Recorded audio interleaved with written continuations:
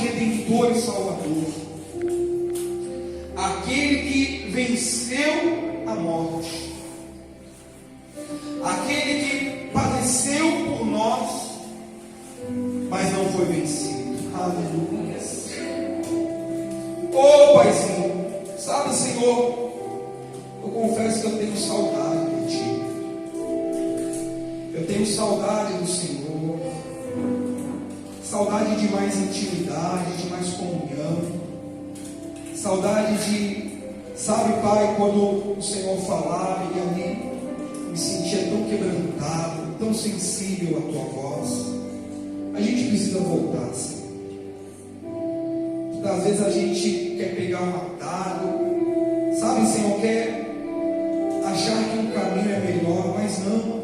O caminho é só o Senhor que pode nos dar.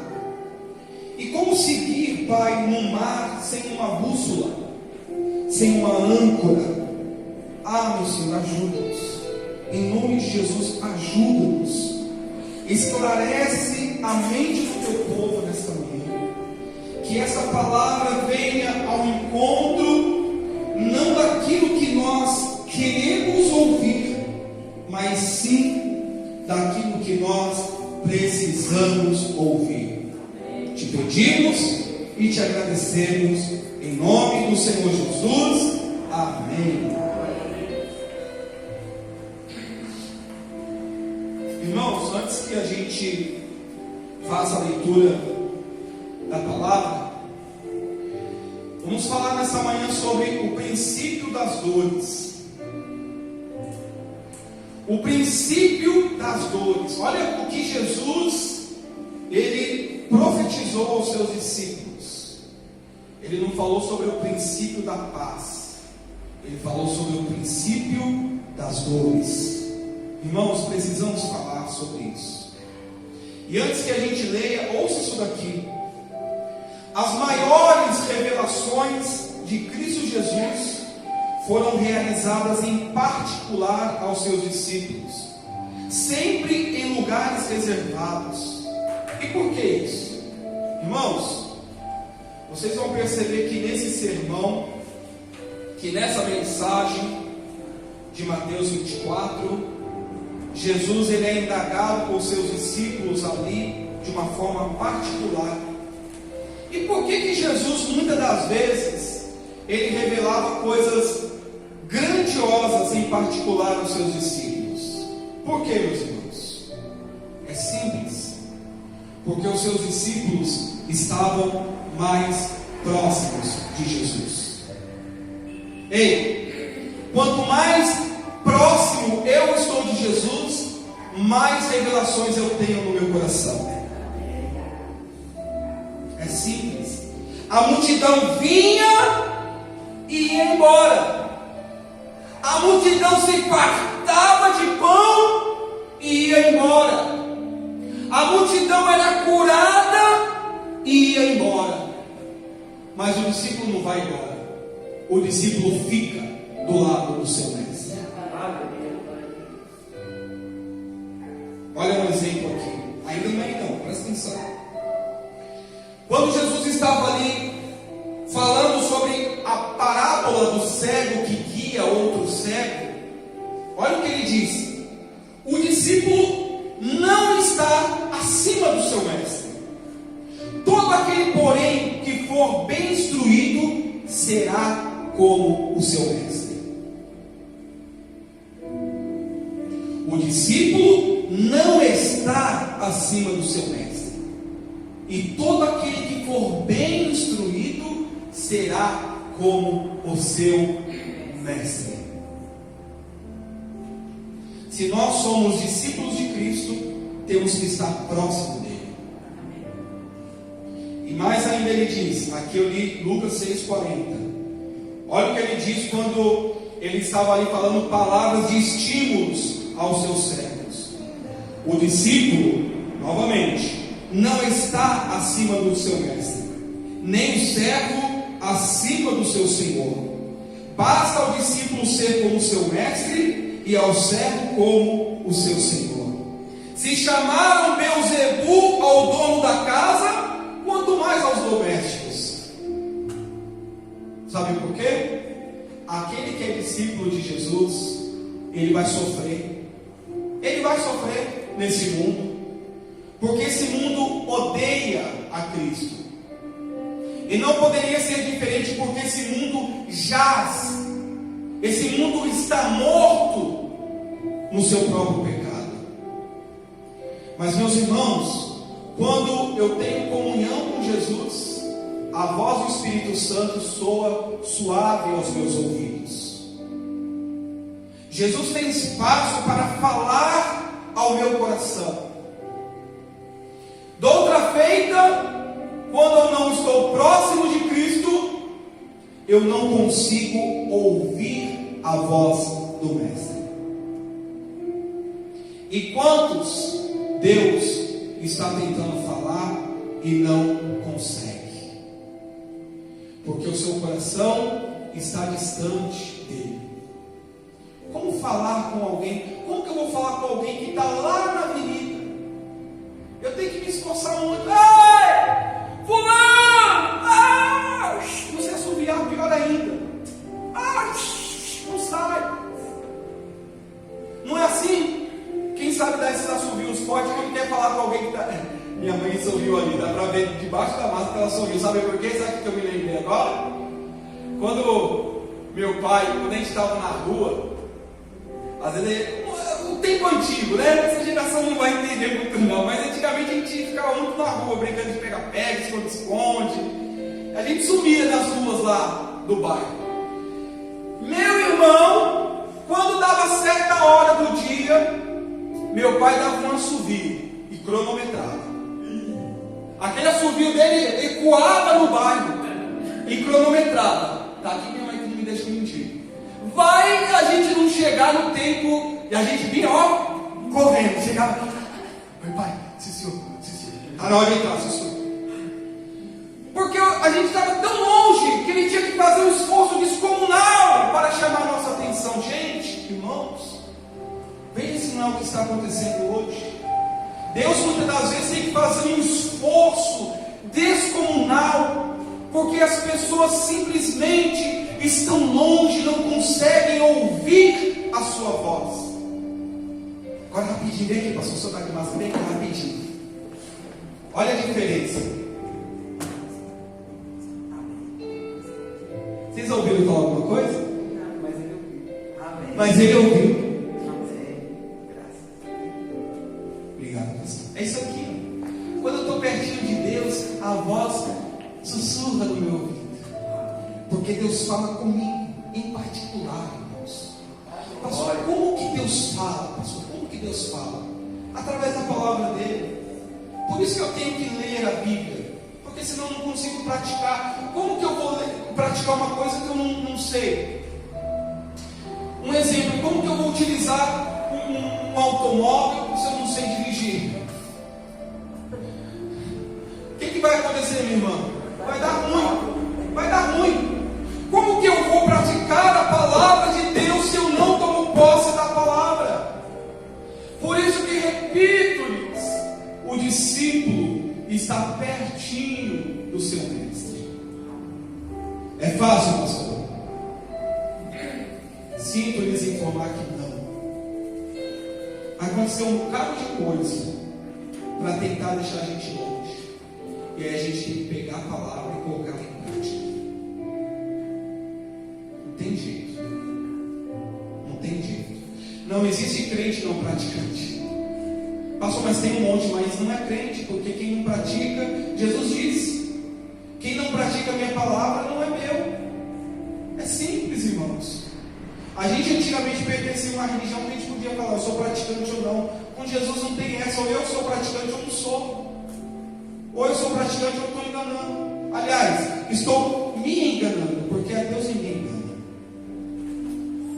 Mateus 24, 3. No Monte das Oliveiras, achava-se Jesus assentado. Está vendo? Estava lá sentadinho. Quando se aproximaram dele os discípulos em particular e lhe pediram: dize-nos quando sucederão essas coisas, e que sinal haverá da tua vinda e da consumação do século. E ele lhes respondeu: vede que ninguém vos engane, porque virão muitos em meu nome dizendo: eu sou o Cristo, e enganarão a muitos. E certamente ouvireis falar de guerras e rumores de guerras. Vede, não vos assusteis, porque é necessário assim acontecer, mas ainda não é o fim. Porquanto se levantará nação contra nação, reino contra reino, e haverá fomes e terremotos em vários lugares. Porém, tudo isto é o princípio das dores. Então sereis atribulados e vos matarão. Sereis odiados de todas as nações por causa do meu nome. Nesse tempo, muitos hão de se escandalizar, trair e odiar uns aos outros. Levantar-se-ão muitos falsos profetas, enganarão a muitos. E por se multiplicar a iniquidade, o amor se esfriará de quase todos. Aquele, porém, que perseverar até o fim, esse será salvo. E será pregado esse evangelho do reino por todo o mundo, para testemunho a todas as nações, e então virá o fim. Por favor, marque o texto sagrado e feche a tua Bíblia. Obedeça, por favor. Por favor, obedeça. Feche a tua Bíblia, para você prestar atenção agora. Irmãos, esse texto aqui do princípio das dores, ele é mais presente, ele está mais presente do que nunca. Amados irmãos, nós estamos vivendo esse tempo. O princípio das dores está em decurso. E é preciso que a gente venha mais do que nunca se apegar às verdades ouvidas. A Bíblia diz: ouvir, você tem que ouvir a tudo. Você tem que ouvir, mas você tem que peneirar. Você tem que filtrar aquilo que você traz para dentro do seu coração. Porque essa mensagem sobre o princípio das dores, ela está presente. E aqui eu quero fazer algumas observações sobre Mateus 24. A primeira delas é que Jesus começa dizendo, quando os discípulos, por isso que eu falei da intimidade, o discípulo está pertinho, ele ouve, ele entende, ele sabe do que está acontecendo, ele não se deixa distrair, porque o que mais tem aí fora são distrações. E os discípulos chegando, olha que interessante, meus irmãos, os discípulos já chegando a Jesus, eles disseram: Senhor, dize-nos quando vai acontecer tudo isso. Ouça isso daqui. O ser humano sempre deseja estar no controle, saber o que, quando, porquê. Fica claro que os discípulos queriam uma resposta exata do Senhor, ou seja, quando sucederá e que sinal haverá. Irmãos, entenda uma coisa: você não está no controle de nada, nem da tua vida. Nem da tua vida você está no controle. Em Tiago diz, muitos dizem: olha, amanhã eu vou em tal cidade e farei comércio, e farei negócio, e vou fazer isso e aquilo. Ele diz: olha, essa jactância é maligna. Vocês têm que dizer: se o Senhor me permitir, porque eu não sei o que vai acontecer amanhã na minha vida. Por isso é hoje que eu tenho que estar bem com Deus. E os discípulos queriam saber: Senhor, quando vai chegar? Quando vai ser a consumação do século? O que é a consumação, meus irmãos? O fim. Quando será o fim de tudo? E quantos ficam se perguntando, ficam aí estimando: olha, vai ser tal tempo. Irmãos, Quando será, eu não sei. Eu sei que eu tenho que estar preparado para quando acontecer. Por isso que, particularmente, nós temos que manter o nosso coração limpo. Custe o que custar. Já falei para Deus: Senhor, eu abro mão disso daqui, Senhor. Já falei, eu abro mão disso daqui pela minha salvação. Eu não estou apegado a título. Eu sei que o título não vai me levar a nada. E por mais que a minha responsabilidade seja grande, isso me pesa muitas das vezes, me pesa de verdade. Eu sei que eu vou até onde Deus quiser que eu vá. Mas a minha fé eu não posso deixar nunca, porque eu não sei quando vai ser o tempo da volta de Jesus Cristo. Ele pode voltar agora, daqui a pouco. E eu tenho que estar preparado para encontrar com o noivo.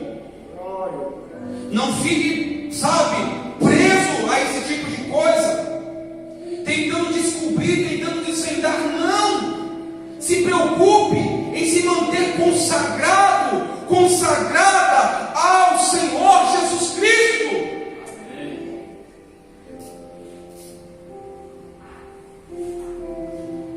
E Jesus vai dizer para eles de uma forma bem simples, no verso 4 que a gente lê: vede que ninguém vos engane. Atenção, não se deixe enganar. Irmãos, não se engane com palavras lindas, bonitas. Eu sou mais receber pancada, sabe? Você sabe que toda arma de corte, hoje em dia tem tecnologia, né? Mas no tempo passado, as espadas, a arma de corte era forjada no fogo.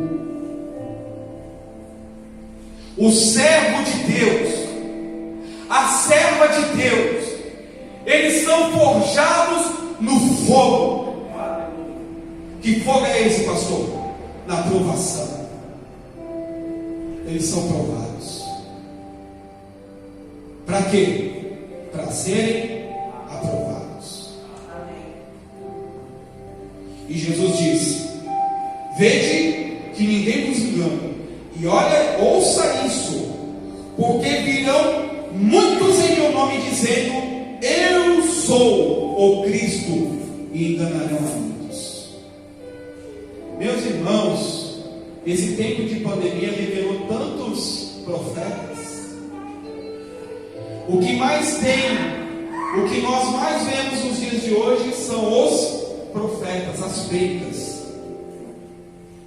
Jesus disse: muitos virão dizendo: eu sou o Cristo, eu represento o Cristo, e vai enganar a muitos. E sabe por que vai enganar muitos? Posso dizer? Posso dizer sim ou não?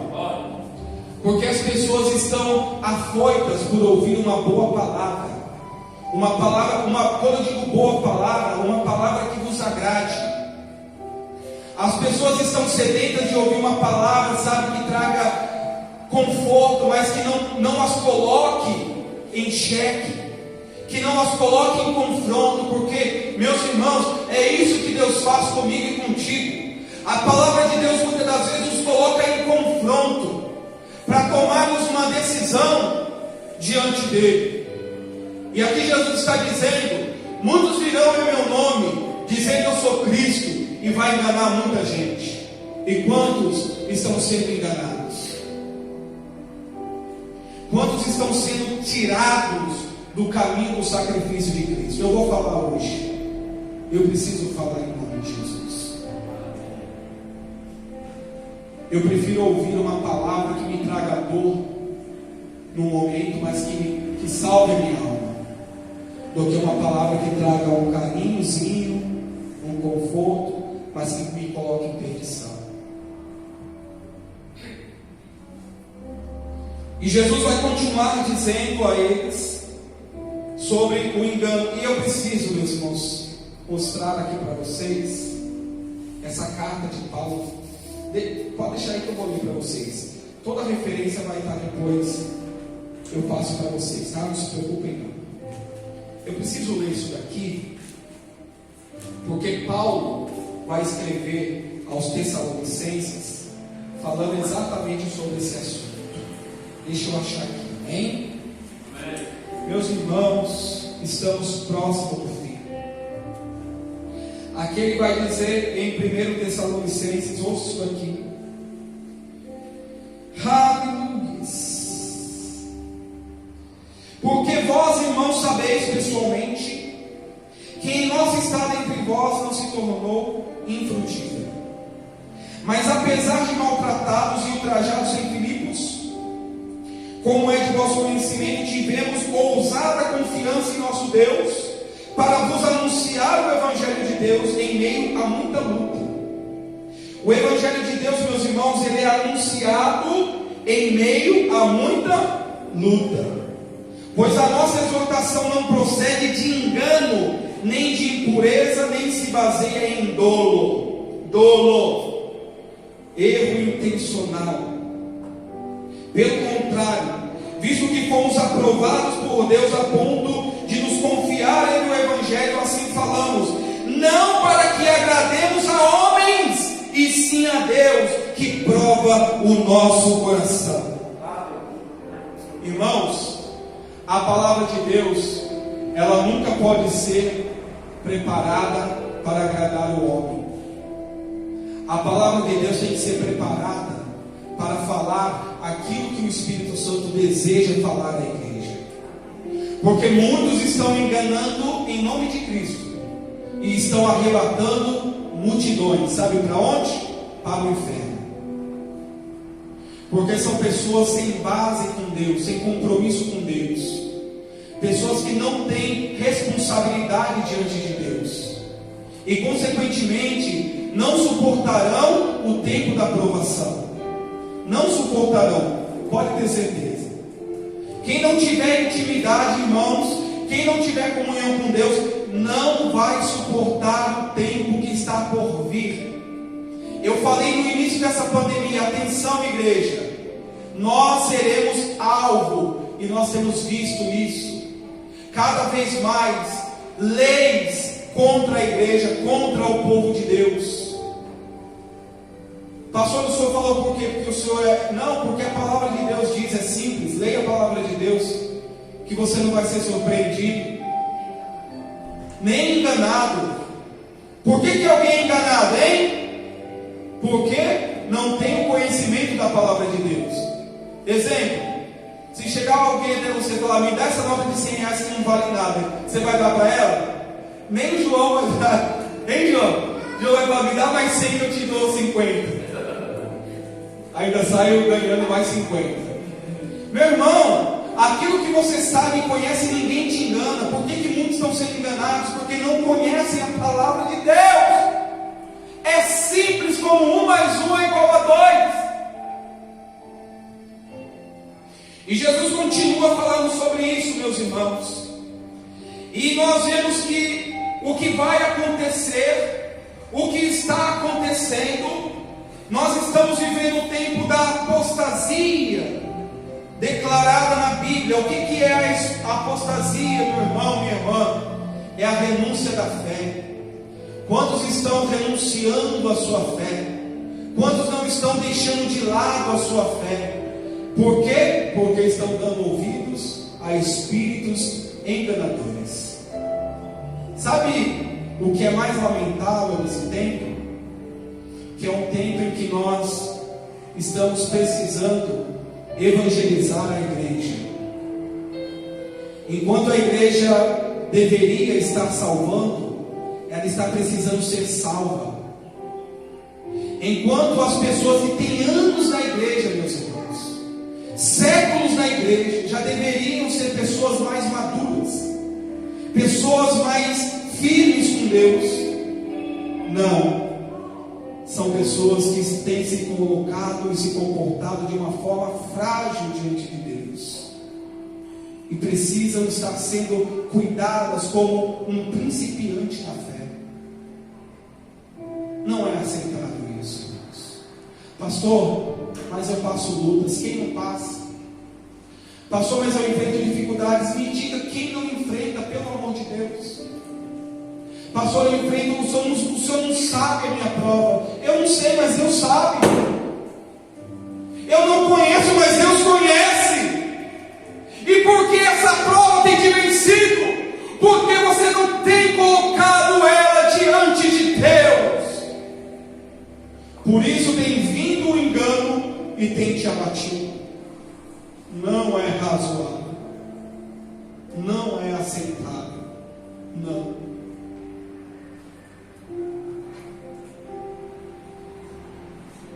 E quando Jesus diz isso, que muitos serão enganados, meus irmãos, a gente vê que de fato é o que nós temos vivido. Por isso que lá no Evangelho de Lucas, quando Jesus está falando sobre a parábola do juízo iníquo, ele termina o verso 8 dizendo: quando vier o Filho do Homem, achará porventura fé na terra? Pergunto-lhes, a fé vem de quem? Vem do povo de Deus ou vem do povo inimigo? Fala, meus irmãos. Então, se não vai ter fé, é porque o povo de Deus está perdendo a fé.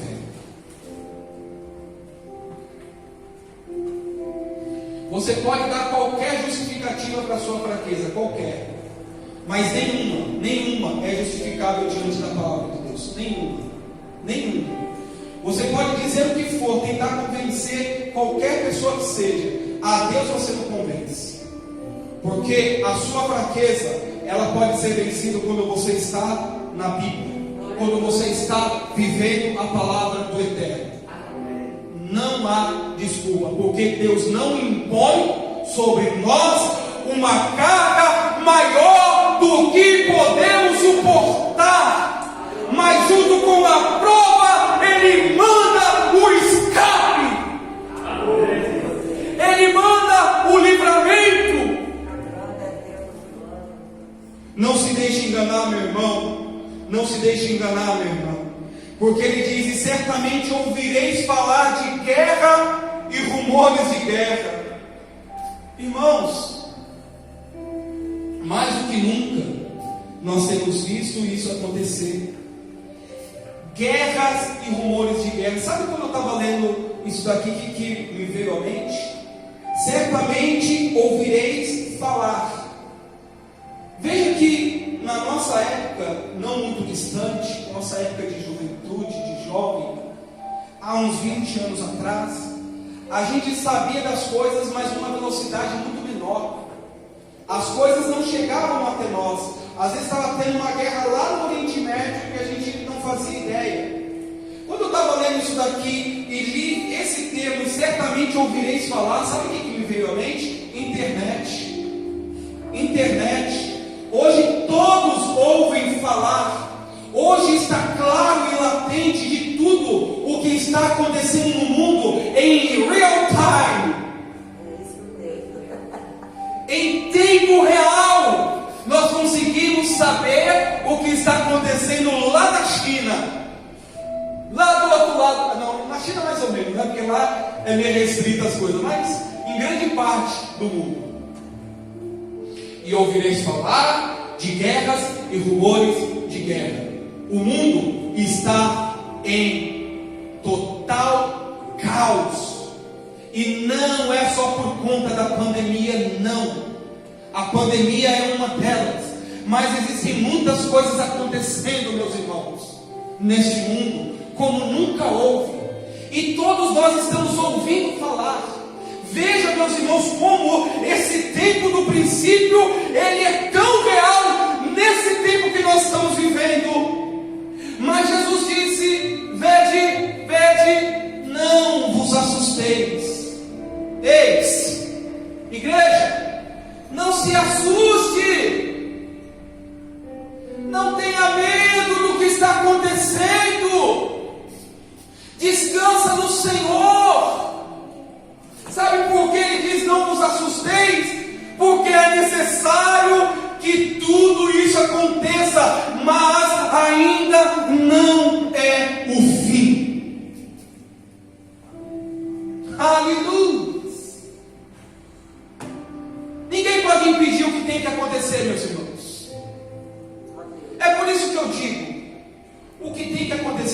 acontecer, ponto final. Ninguém pode parar a poderosa mão de Deus. Mas deixa eu dizer uma coisa, meus irmãos.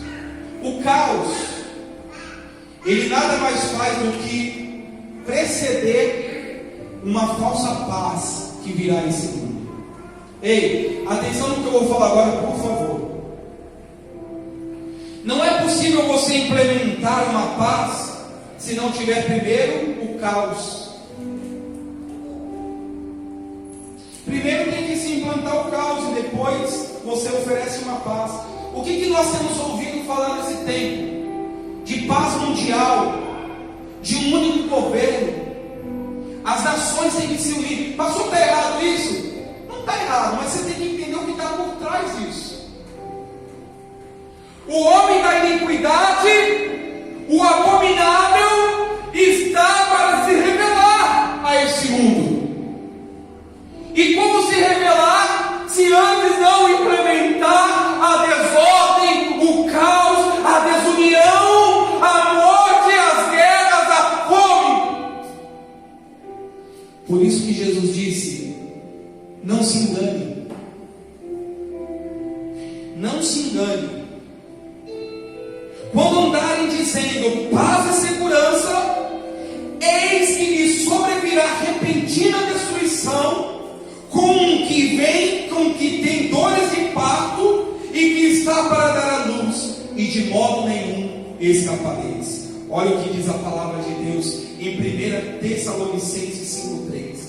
Quando andarem dizendo paz e segurança, não se enganem, meus irmãos. Assim foi no tempo de Moisés, assim foi no tempo de Noé, perdoe.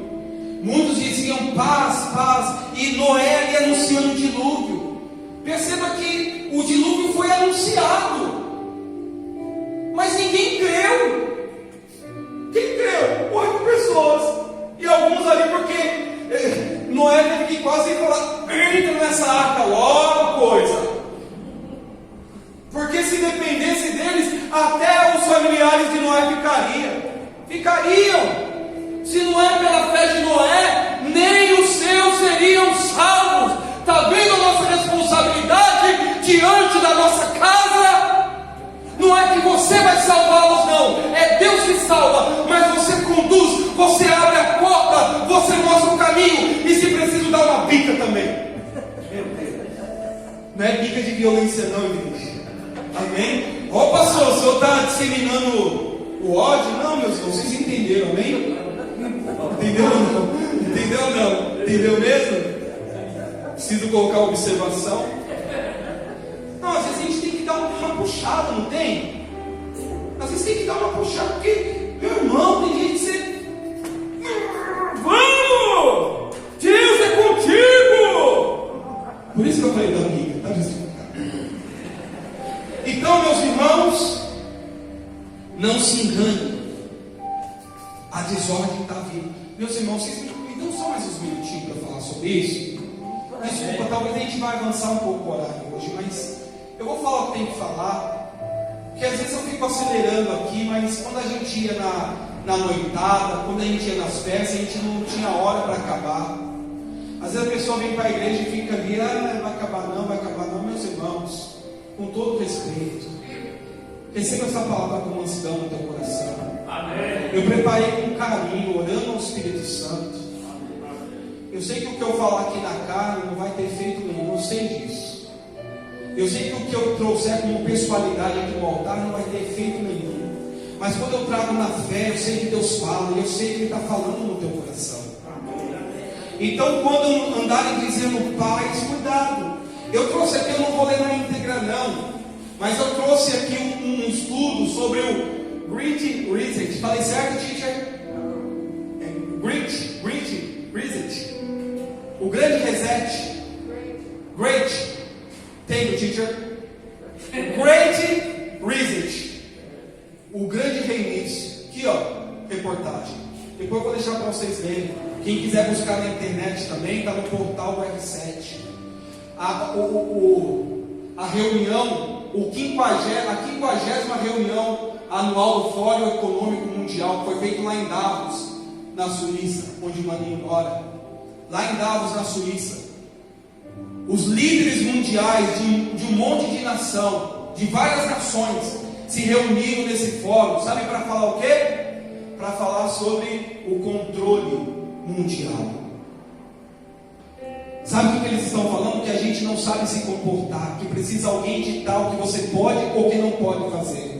Por isso que eu digo, meus irmãos, não faça analogia. Sabe, o pastor aqui, você sabe que o pastor é doido às vezes, mas eu sou responsável. Quando eu peguei essa porcaria desse vírus, eu fiquei em casa. Mas, meus irmãos, essa máscara é um exemplo.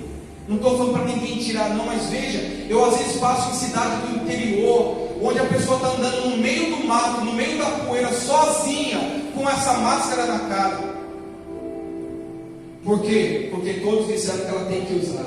Se ela não usar, ela é genocida, ela é isso e aquilo. É um exemplo que eu estou te dando. Não estou falando para você tirar, não estou falando. Não, mas veja, meus irmãos, que o mundo inteiro aderiu a isso. Pastor, mas é pelo meu bem, o bem das pessoas, que seja.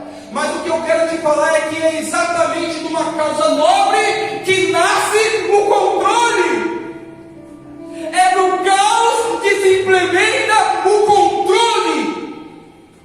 É num governo mundial, numa moeda única, que se implementa o controle. É isso que eu quero te falar.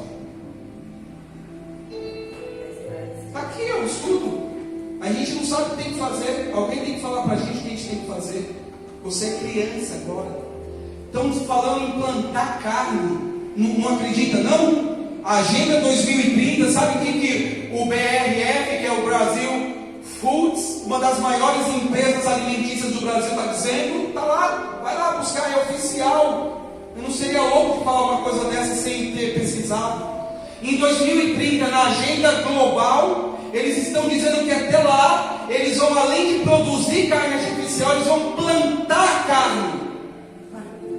Pastor, mas é por causa da quantidade de pessoas no mundo. Ué, esses 6 bilhões de pessoas nasceu tudo de uma vez agora? Não faz tempo que tem esse monte de gente no mundo, não? Ah, pastor, mas está ficando pior. Meu irmão, minha irmã, não cai em ladainha. O que tem que acontecer, vai acontecer. Mas tudo isso tem um plano por trás. Ah, é conspiração. Então vai, acredita nisso. Não vai dizer que eu não te avisei. A minha preocupação aqui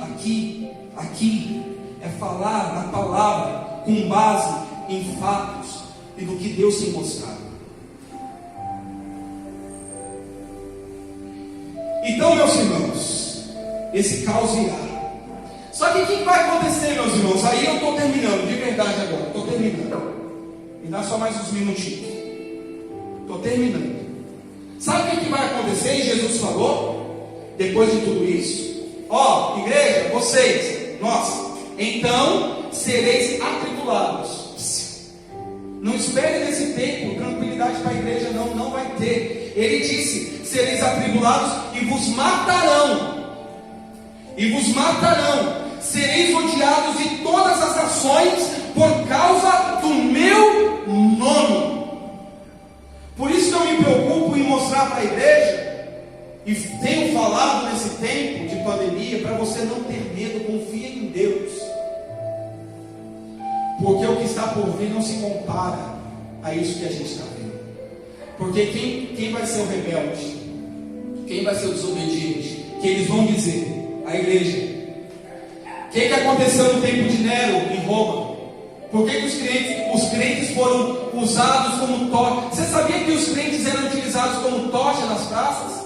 Sabe o que eles faziam? Amarrava os crentes, tem registro histórico disso. Amarrava os crentes, jogava óleo e vivo, queimava. E todo mundo ficava assistindo o crente pegar fogo. Já pensou se isso acontecer hoje? Hein, pastor? Ah, eu não sou crente não, tá doido, né? Ah, mas eu vi você sair da igreja, vai falar igual Pedro. Ah, mas eu vi você sair da igreja. Não, ali que eu saí não era igreja não, ali era um mercado. Hã? Fui no banheiro ali da igreja, pedi para os irmãos rapidinho. Meus irmãos, olha o que Jesus está dizendo: sereis atribulados, vos matarão. Vocês vão ser odiados por todas as nações por causa do meu nome. Aí ele vai dizer um fato que vai acontecer na igreja, e eu termino nisso. acontecendo? Nesse tempo, muitos hão de se escandalizar. Quantos estão se escandalizando dentro da igreja? Você está vendo porque a fé da igreja vai começar a ser minada? Porque as pessoas vão se escandalizar, trair e odiar uns aos outros. A igreja é o termômetro daquilo que está acontecendo, meus irmãos. Por que tem muitos ex-crentes afastados? Porque estão se escandalizando. Pastor, mas as pessoas têm culpa? Todo mundo tem culpa. Mas aí, quem sou eu para julgar? Porque quem vai julgar é Deus. Não tem jeito. Trair e odiar uns aos outros. Irmão odiando irmão. Sabe, meus irmãos, eu muitas das vezes paro no meu escritório. Quando estou ali meditando, eu paro, eu leio, eu olho, eu falo, poxa, que responsabilidade. Que responsabilidade. Porque é fácil falar para a igreja o que as pessoas querem ouvir. Difícil é falar a verdade. É difícil. Mas é necessário. Muitos vão odiar, trair, escândalos, traição, ódio. O diabo vai investir tudo para tentar minar o alicerce da igreja. Um dos pilares. Quais são os dois pilares da igreja, irmãos? Fé e amor. O que o Satanás quer fazer? Quer minar o amor, porque consequentemente minando o amor, a fé vai embora. Por que o senhor afirma isso, pastor? Porque lá em 1 João diz: como pode alguém dizer que ama a Deus a quem não vê, se não amar o irmão a quem vê? Pronto, se eu estou dizendo que eu amo alguém, mas odeio, eu consequentemente não amo a Deus. E se eu não amo a Deus, eu não tenho fé. Pronto! A fé, o amor, o que vai trazer consequentemente? O esfriamento da igreja. E a gente tem que tomar muito cuidado. E por se multiplicar a iniquidade, o amor se esfriará de quase todos.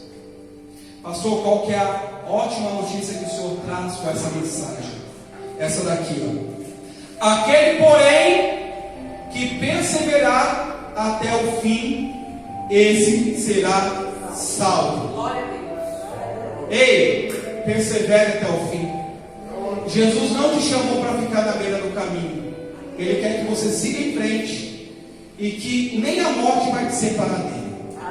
E toda a igreja aplauda Jesus bem forte nessa manhã, dizendo glória